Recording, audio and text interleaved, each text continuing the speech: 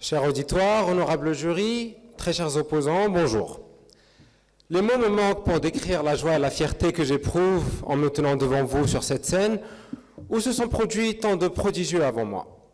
Nous tâcherons donc, mes coéquipiers et moi, d'être à la hauteur de vos attentes et de vous offrir un débat digne de ce nom. Tiré du latin vie, la force désigne de manière générale le pouvoir d'agir. En philosophie, la notion de force confine à celle de cause. L'idée de cause éveille celle d'effet et de changement. Toute force tend donc à produire un déplacement, un mouvement et par suite un changement. Et je suis sûr que toute personne consciente un minimum des standards de notre société sait que changement rime avec développement et par suite prospérité. Nous vivons aujourd'hui dans un monde où on ne jure que par le capitalisme. Les plus forts font leurs lois, les plus faibles s'y soumettent comme ils peuvent, et dans le cas échéant, ils sont contraints de disparaître. Ce sont les multinationales qui imposent les prix aux petits commerces, parce que ce sont tout simplement ces dernières qui contrôlent le marché. C'est par le biais du feu vert des États-Unis d'Amérique que toutes les grandes décisions politiques sont prises. C'est toujours la nation à l'armée la plus forte qui emporte la guerre, et un général a toujours raison aux yeux de son caporal. Dans tous ces domaines différents, c'est la raison du plus fort qui fait la pluie et le beau temps. Peu importe le lieu, peu importe le régime politique localement adopté. Le loup l'emporte et puis le mange, sans autre forme de procès. C'est ainsi que s'achève dans la fable Le loup et l'agneau, le bref conflit entre les deux personnages.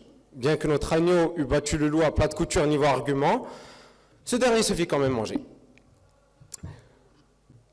Il en serait sorti victorieux, bien sûr, si c'était un débat, mais malheureusement pour lui, ici, ce n'était pas question de force physique, pas question de force intellectuelle, mais bien de force physique. La civilisation ne prospère en effet que grâce à la force. C'est indiscutable, peu importe où vous cherchez une contradiction, vous n'en trouverez pas. Et si vous pensez que le contre-exemple du code pénal est la clé pour désamorcer cette maudite raison du plus fort, eh bien, désolé de vous décevoir, mais sans force pour la faire respecter, la loi ne vaut strictement rien.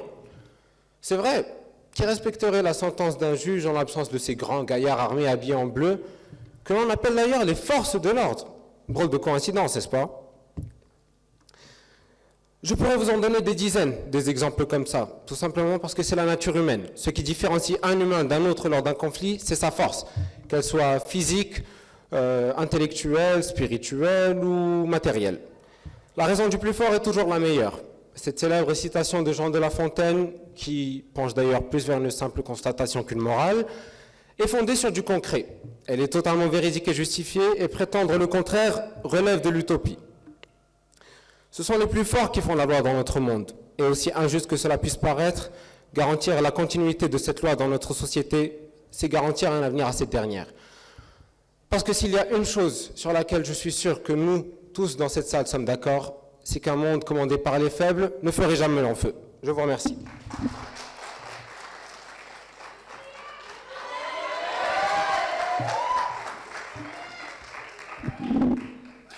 La raison du plus fort est toujours la meilleure.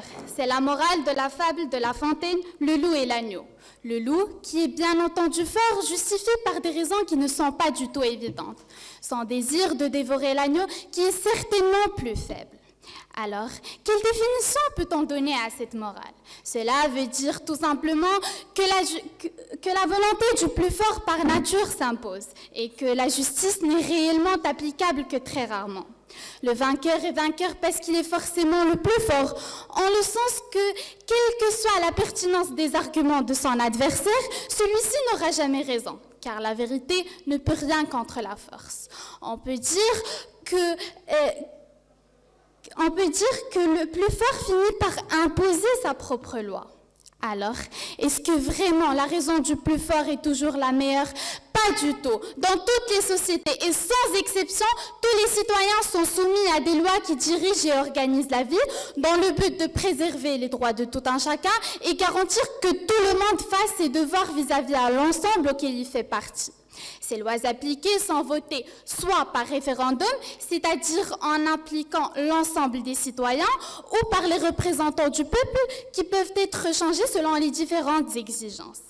Ces lois s'appliquent sur la totalité du peuple, sans prendre en considération leur statut social, économique ou autre. Alors là, il faut faire attention. Nous parlons d'une généralité de cas. On pourrait discuter les failles du système judiciaire, la malhonnêteté de certaines personnes ou le manque de sévérité dans certaines lois. Mais ça n'empêche que partout dans le monde, un violeur ne sera pas exonéré de prison uniquement pour sa notoriété. Donc, justice est faite. Même historiquement parlant, il existe plusieurs situations marquantes qui ont changé le déroulement des faits, lors desquelles les plus faibles étaient ceux et celles détenant le bruit de la situation. Je pourrais évoquer entre autres la marche verte, grâce à laquelle le peuple marocain a su récupérer son Sahara des mains du colonisateur espagnol, doté d'une force politique, militaire et économique plus conséquente que celle du Maroc à l'époque. Mais sans armes, sans faire couler du sang, mais uniquement avec la volonté de réunir le pays sous le même drapeau. Cette vision qui est la nôtre, mes camarades et moi, est la vision réaliste qui reconnaît l'application d'un système équitable, tandis que celle des opposants n'est que pur pessimiste issue d'une évaluation des choses vue d'un angle très aigu. Merci.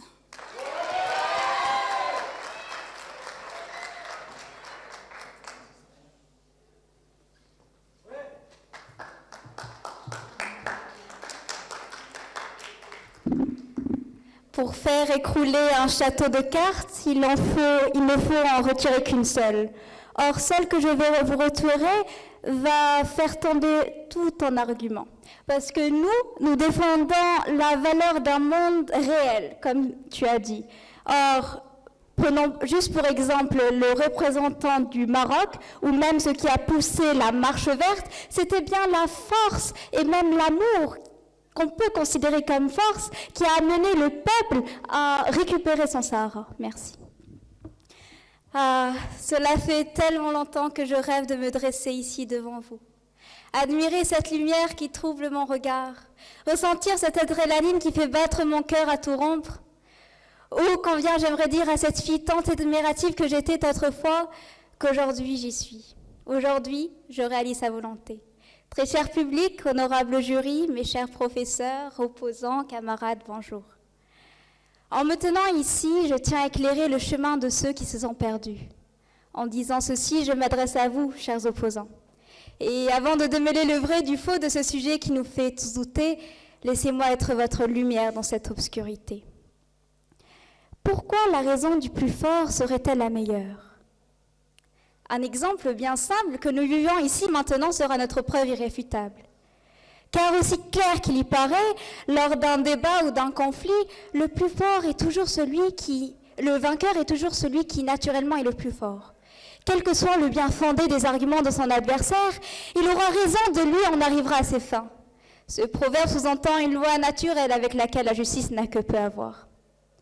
J'ose interpeller votre culture générale, mes chers opposants, en me demandant si vous avez déjà lu le fameux best-seller de Schopenhauer, intitulé « Mais quoi donc ?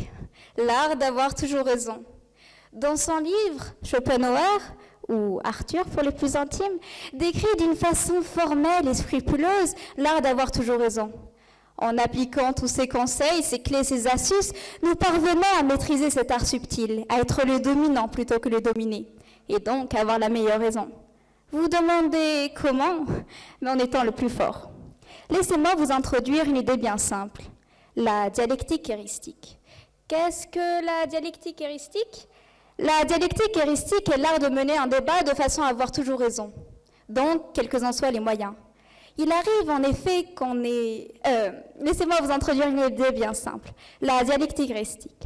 La dialectique heuristique est l'art de mener un débat de façon à avoir toujours raison, donc quels qu'en soient les moyens. Il arrive en effet qu'on ait objectivement raison, tout en ayant tort aux yeux de son auditoire, ou même à ses propres yeux. Ce que j'entends dire par là, c'est que la vérité objective d'une thèse et sa validité aux yeux des disputants sont deux choses différentes, et c'est sur cela que se pose la dialectique. Pour fonder la dialectique en toute rigueur, il faut donc la considérer comme l'art d'avoir toujours raison, chose qui est certes d'autant plus facile qu'on a effectivement raison. Écoutez attentivement. La dialectique, au sens où nous l'entendons tous, doit consister à passer en revue et ordonnancer de façon systématique les techniques naturellement utilisées par les hommes lorsqu'ils constatent au cours d'un débat qu'ils ne sont pas du côté de la vérité et continuent à avoir raison. Et il serait inapproprié de tenir compte de la vérité puisque la dialectique innée et naturelle n'en tient pas compte, visant simplement à avoir raison. Et c'est comme ça qu'en 37 stratagèmes, plus un bonus, Schopenhauer nous illustre les 1001 façons d'avoir toujours raison en tenant compte de notre force à manipuler la vérité aux yeux de son auditoire. Mes chers opposants, je viens de vous prouver que la raison du plus fort est toujours la meilleure. Mais peut-être que soutenez-vous l'idée inverse, ne serait-ce pas sans vous enfoncer, mais pour vous réconforter dans votre situation? Merci.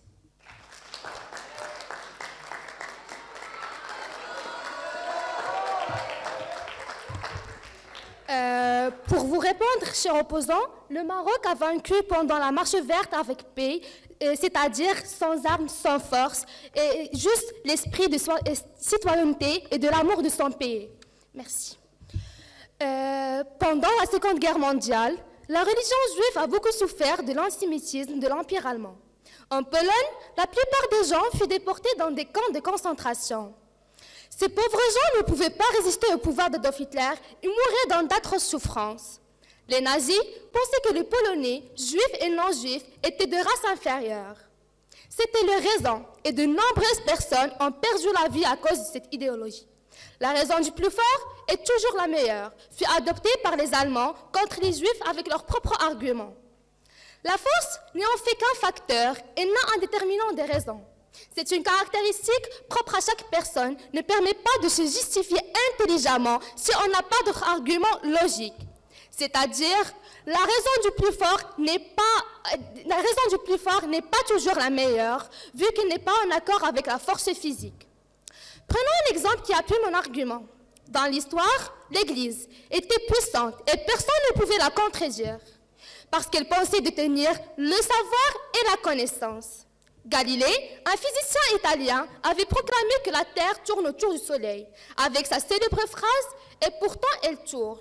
Nous savons aujourd'hui qu'elle avait raison. Quoique l'Église était la plus forte, elle avait tort. Ses arguments, certes semblaient cohérents jadis, sont maintenant erronés, donc ne sont plus les meilleurs. L'argument permet de justifier ce qu'on pense et de convaincre son public. La raison du plus fort veut dire que celui qui vaincra ses adversaires, physiquement, politiquement et économiquement, sera entendu parce que les autres ne seront plus là pour dire leur propre avis. Alors, chers opposants, vous trouvez ça normal que Galilée soit tué pour démontrer une vérité scientifique? Permettez-moi maintenant, mesdames et messieurs, de revenir sur la fable de Jean de La Fontaine, celle du loup et de l'agneau. Le loup est le plus fort physiquement. Il vient vers l'agneau puisqu'il a faim. Il le menace de le manger avec de faibles arguments. Il finit par le dévorer sans grande raison. Le loup est lâche, se sent hanté et fuit.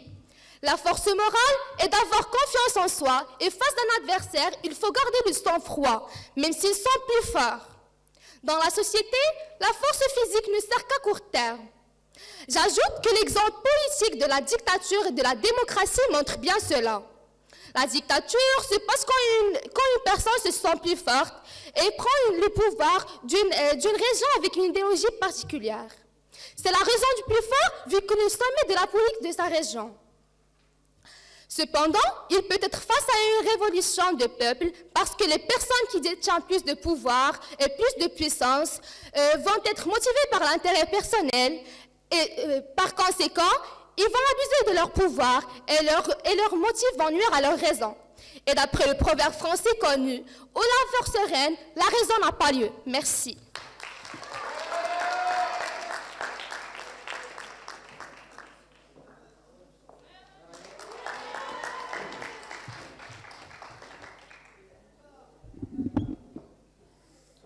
Alors, vous dites que le Maroc n'était pas fort avant la période de l'indépendance. La marche verte, ça vous dit quelque chose? la marche verte, c'est pas de la paix, c'est en fait une force parce que la citoyenneté du peuple, c'est une force en fait. Force ne veut pas dire juste force physique. Alors, je n'ai limité le champ du savoir que pour laisser un espace à la croyance. Une des plus célèbres citations du grand philosophe Emmanuel Kant, extraite de son œuvre majeure, Critique de la raison pure. À bon entendeur, salut. Je vois dans vos yeux que vous vous demandez en quoi sera une relation avec notre sujet d'aujourd'hui. La raison du plus fort est toujours la meilleure. Eh bien, la pensée de Kant est belle d'un humanisme enthousiasmant. Selon lui, la croyance est une nécessité vitale.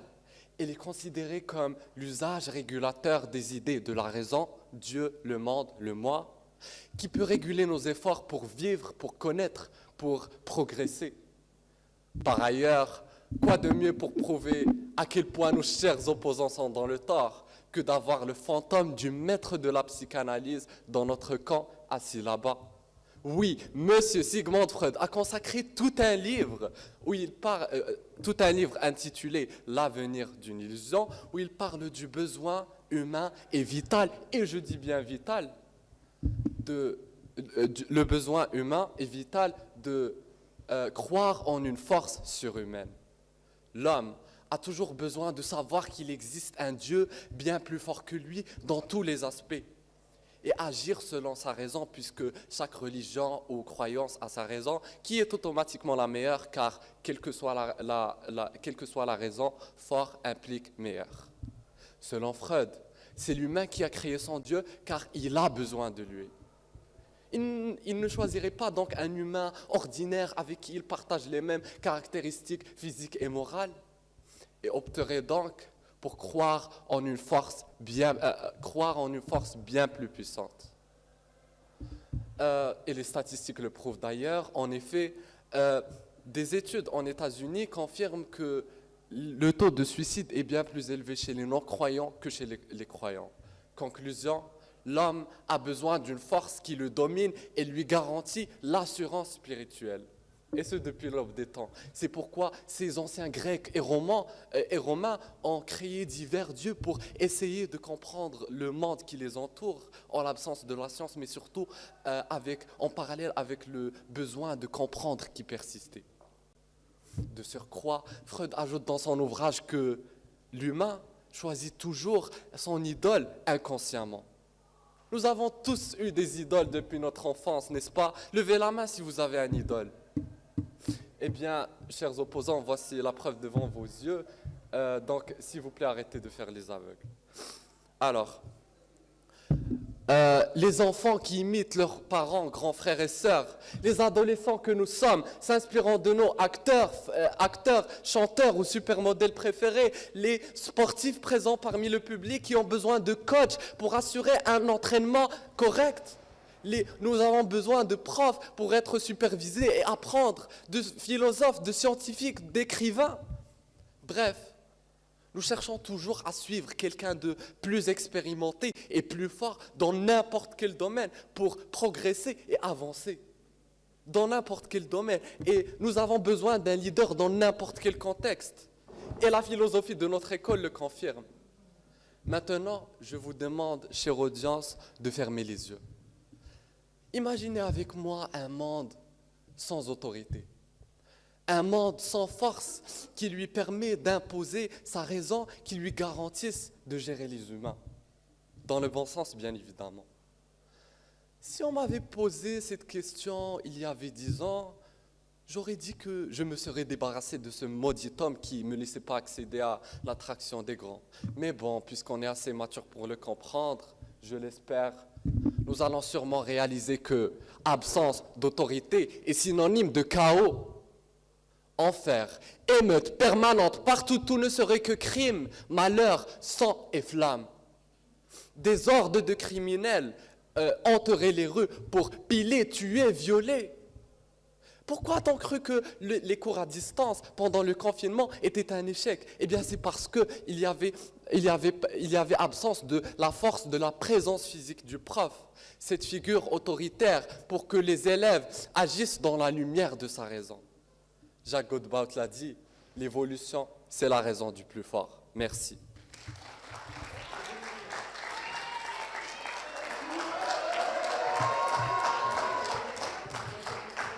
Déjà, chers opposants, on n'est pas aveugle. C'est du sarcasme déplacé, alors merci de respecter les règles du débat.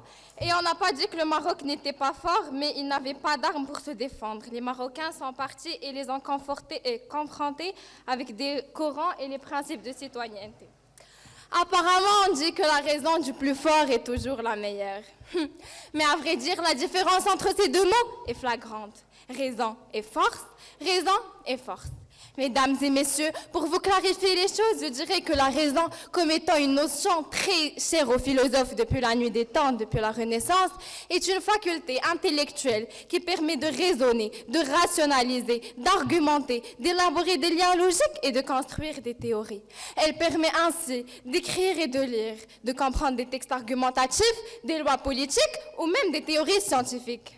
Comme par exemple le théorème de Pythagore ou de Thalès en maths, la loi sur la gravitation en physique, ou même la tectonique des plaques en SVT. Et vous en saurez plus que moi, puisque c'est votre domaine, n'est-ce pas? Alors que la force signifie la puissance et le pouvoir physique que détient une personne sur un ou plusieurs individus, chose qui n'est pas toujours bénéfique. Permettez-moi de vous expliquer pourquoi. Parce que cette même personne qui détient le pouvoir peut l'utiliser d'une manière négative. Et pour vous donner un exemple, vu l'amour que je porte pour ma branche, supposons je suis Madame Yasmine, dirigeante d'une entreprise ou d'une société X. Inch'Allah. Donc, je dispose d'un pouvoir discrétionnaire, disciplinaire sur mon personnel, c'est-à-dire les salariés. En faisant mes calculs d'inventaire, j'ai constaté que le chiffre d'affaires a diminué, disons, de 20%. Crise de panique. Et puisque j'étais obligée de réagir et de trouver une solution le plus rapidement possible, j'ai donc décidé d'augmenter en flèche la durée de travail de mes salariés. Au revoir aux congés, aux jours fériés, adieu les dimanches et j'en passe. Afin d'atteindre mon seul objectif qui est de faire plus de profit et d'accroître la valeur ajoutée, autrement dit la richesse de mon entreprise. À votre avis, dans cette situation-là, je suis actuellement en pouvoir. Je détiens la force puisque je suis la directrice.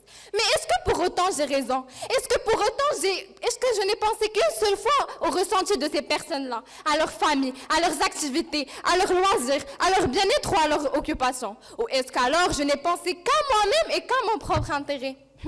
Ce ne sont bien sûr que des questions rhétoriques vu qu'on connaît tous la réponse ici. À part si vous vous voilez la face, ça c'est autre chose. En abusant de mon pouvoir, j'ai brimé leur liberté d'expression de 1, et de 2, j'ai déclenché une injustice et une inégalité, étant le contraire du terme démocratie, qui est d'ailleurs l'un de nos principes de notre très cher établissement. Opposants, n'essayez pas de nous faire avaler la pilule en enrobant de miel, car vous savez pertinemment bien que la raison du plus fort n'est et ne sera jamais toujours la meilleure issue. Merci.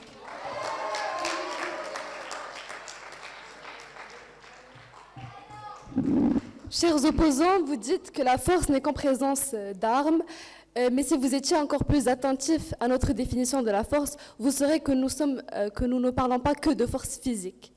En 2021, environ 1,35 milliard de personnes parlent l'anglais à travers le monde. L'anglais devient alors la langue la plus largement parlée. Elle est considérée comme étant officielle dans plus d'une cinquantaine de pays. Avec des centres financiers au Royaume-Uni, aux États-Unis, qui occupent une place prédominante dans les affaires internationales, l'anglais a longtemps été, par défaut, la langue du commerce. Elle constitue un facteur d'intégration dans de nombreux domaines, recherche scientifique, cinéma, télévision, informatique, politique et j'en passe.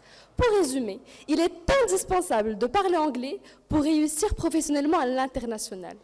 Mais au sein de notre cher établissement, on constate la valeur qu'on apporte à l'anglais et les efforts qu'on déploie pour renforcer le niveau des élèves en cette matière.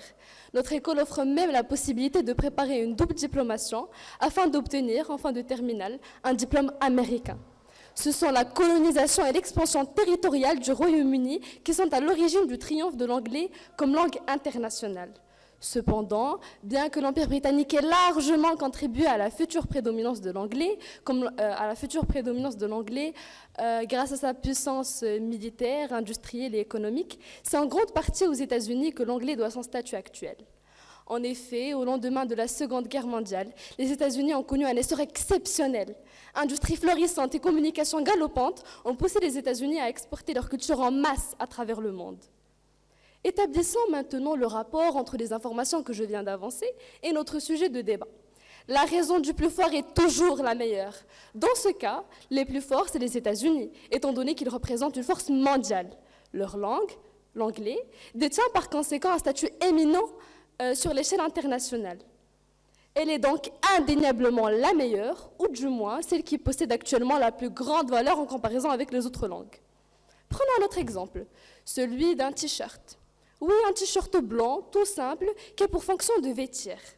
Considérons maintenant un autre t-shirt, qui est aussi blanc, fait de la même matière et cousu exactement de la même façon que le premier. Sauf que ce deuxième vêtement comporte le logo d'une marque luxueuse, mondialement reconnue dont les célébrités raffolent. Pensez-vous que les deux t-shirts auront la même valeur et se vendront au même prix? Mais bien sûr que non. En effet, le deuxième sera 10 fois plus cher que le premier. Et pourtant, je vous assure qu'à part le logo, les deux pièces sont quasiment identiques. Chers opposants, n'êtes-vous jamais déjà surpris en nommant des objets du quotidien par leur marque? Un mouchoir devient un Kleenex et les biscuits, c'est Bimo. Ces exemples montrent à tel point le marketing d'enfants usage des entreprises nous impacte. Ceux qui sont forts dans ce domaine connaissent un succès incroyable. En revanche, les moins performants restent faibles et inconnus. Ce qu'il faut comprendre, c'est que les plus forts ont les moyens et les outils qui leur permettent de contrôler notre imaginaire collectif et faire en sorte que leur raison soit la meilleure. Laissez-moi vous poser quelques questions. Qui contrôle les médias et les marchés financiers? Qui décide de ce qui est bien et ce qui ne l'est pas? Qui finance les guerres? Qui impose sa supériorité et son autorité au sein de nos sociétés capitalistes, hiérarchisées où la surconsommation devient une norme? Il n'existe qu'une seule et unique réponse à toutes ces questions, les plus forts. Merci.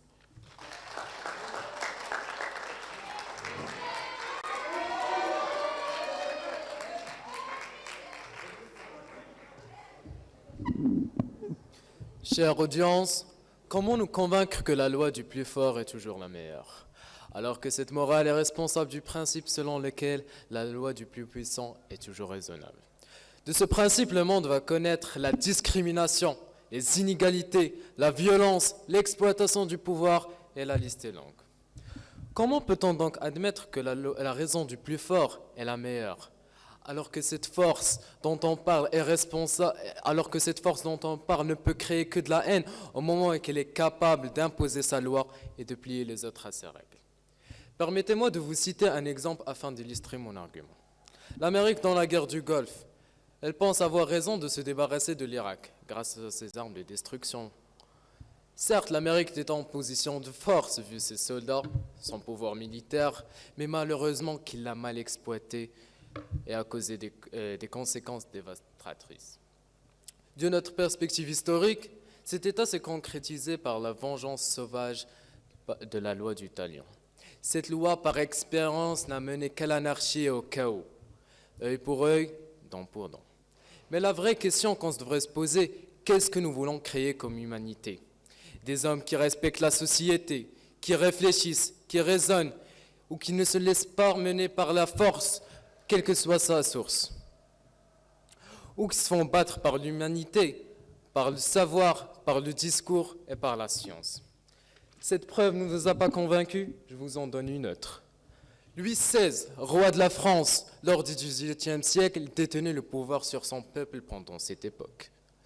Mais malheureusement qu'il l'a mal exploité et a causé des injustices, des inégalités et des absurdités. Le roi s'est donc pris à son propre jeu et se retrouvait face à une réalité surprenante. Le peuple qui croyait si faible s'est retourné contre lui, car il n'avait pas du tout raison, malgré son statut soi-disant roi. Vous Vous l'avez très bien compris, je parle de la Révolution française. En vous référant à mon exemple, vous pensez encore que la raison du plus fort est toujours la meilleure? J'attends votre réponse avec impatience. Merci.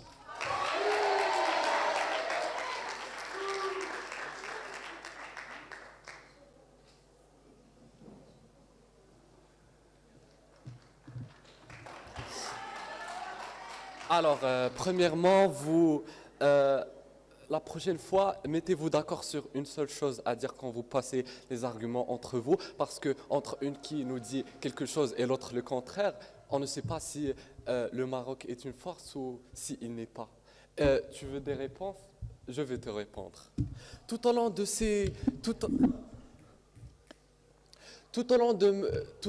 ce débat, mes chers coéquipiers et moi avons avancé avant parler politique, histoire, philosophie, poésie et même votre spécialité, l'économie, pour montrer enfin que cette citation de Jean de La Fontaine n'est pas qu'une simple morale tirée d'une fable pour amuser les petits-enfants ou un régime politique qui a tué des scientifiques d'or. Cette citation, en fait, est bien plus que ce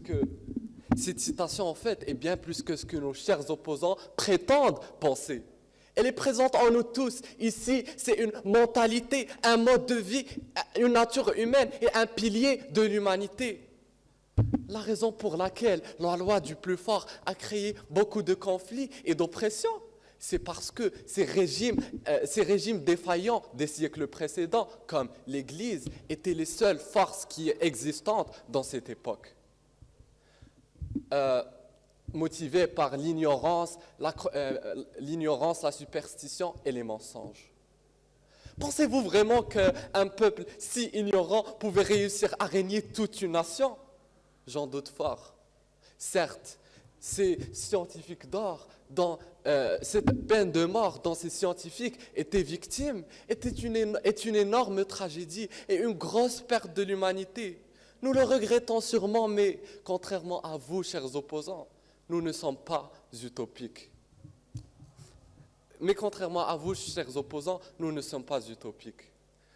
La force a toujours été primordiale, désagréablement ou pas. Sa raison a toujours été la meilleure pour instaurer une sorte d'ordre, même si cela coûtait des vies, un mal nécessaire pour maintenir la continuité de la gestion de la patrie.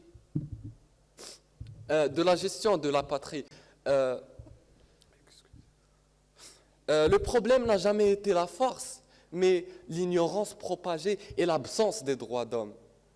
Après tout, pour qu'une guerre ait lieu, pour qu'une révolution ait lieu, il y a des fois besoin d'une guerre. Et que ces âmes qui se sont battues pour instaurer la démocratie dans laquelle on vit aujourd'hui reposent en paix. Maintenant, après des temps de sang versé, la démocratie et la justice règnent dans le pays. Et nous pouvons choisir la force qui nous conduit.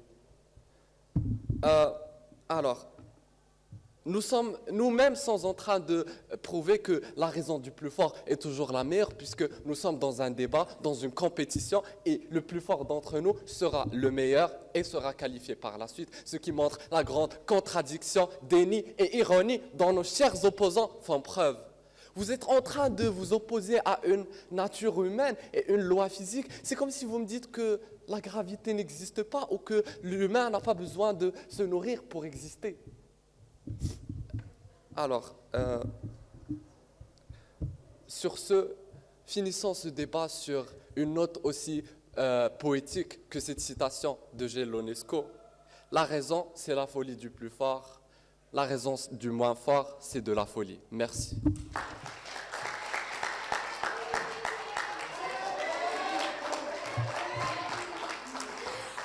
Opposant, c'est pas quand c'est pas mis d'accord sur un seul argument, mais c'est juste parce qu'il y a tellement d'arguments qui prouvent le contraire de ce que vous dites qu'on se sent perdu. Ce n'est pas parce que c'est Jean de La Fontaine qu'on ne devrait pas le contredire, en fait. Cette citation est apparue en 1668 et aujourd'hui, nous sommes en 2021. Les mentalités changent et les morales aussi. Tandis qu'un agneau se désaltère dans le courant d'une eau pure, un loup cherchant querelle et affamé se fait valoir son droit du sol et son impérieuse supériorité. À la fin de l'histoire, le pauvre agneau se fait dévorer par le loup, sous prétexte que la loi du plus fort est toujours la meilleure. C'est vrai que dans les systèmes éducatifs modernes, les enseignants évaluent et attribuent des bonnes notes aux plus forts. Les entreprises aussi valorisent l'effort. Un travailleur est évalué sur sa capacité des flux économiques et de l'efficacité des injonctions économiques. En même temps, les agences de notation attribuent elles aussi des notes aux États les plus forts en leur accordant la faveur d'un triple A. Les plus performants obtiennent un beau bulletin. Mais qui est faible et qui est fort? C'est vrai, qui est fort? Le plus fort physiquement, le plus fort intellectuellement, le plus habile, le plus endurant, le plus rusé? Et qui est faible? Celui qui suit les règles, celui qui dit oui, celui qui est gentil? Le libre marché glorifie la compétition et fait la part entre les gagnants et les forts, et les plus forts, et les perdants et les faibles. Si la nature a peur du vide et si la loi a peur de l'échec, et nous soumettions tout le temps à donner des rôles à chacun de nous, comme si nous-mêmes étions maîtres, les bonnes et les mauvaises notes. Mais la vraie question qui se pose, existe-t-il un point de vue susceptible d'évaluer la vie sur une échelle de 1 à 10, ou placer le curseur qui valorise, qui donne la valeur de la vie du plus fort, du plus riche ou du plus pauvre? Le footballeur corrompu ou le footballeur corrompu ou le champion de notation, le travailleur honnête ou la personne sans emploi, le malheureux pour le chanceux, pour l'artiste ou pour le sage. Mais malheureusement, la vie n'est ni une école, ni une entreprise, ni une agence de notation et encore moins une banque. La vie nous met sans cesse à l'épreuve et dans ce défi permanent, il arrive que les plus forts deviennent brusquement faibles et on appelle cela un accident. Et puis il y a celles et ceux dont la vie entière est un accident. Quelle note, c'est-à-dire quelle valeur attribuer à leur vie? Ils sont un peu comme l'agneau de la fable. On dit qu'ils sont infirmes, qu'ils sont indulgents, qu'ils sont faibles, qu'ils sont fragiles. Mais ce n'est pas vrai parce qu'ils sont la preuve de la force, parce qu'ils sont la vulnérabilité absolue. Mieux, ils sont la force. Et savez-vous pourquoi? Parce qu'ils font preuve de leur faiblesse et montrent leur amour et demandent des excuses quand ils sont fautifs. Depuis le début de ce débat, tous les arguments qu'ont avancés mes coéquipiers et moi sont suffisants pour démentir vos propos, vu que, comme on dit, tôt ou tard, la vérité finit toujours par éclater. Toujours pas convaincu, je vous donne un argument. Je citerai une fable très connue du même auteur d'ailleurs, apparue en 1668. La fable du lièvre et de la tortue. La vanité du lièvre apparaît car il demande à la tortue si elle n'a pas perdu la raison. Finalement, c'est elle qui gagne la course, malgré que le lièvre soit plus fort et plus rapide. Avant de conclure ce débat, j'ai une question qui me taraude l'esprit depuis tout à l'heure. Ce débat que nous tenons là aujourd'hui, comptez-vous le gagner par votre force physique? Cela serait-il possible? Bien sûr que non, parce qu'un débat se gagne par l'éloquence, la cohérence, la cohésion et les arguments. Merci.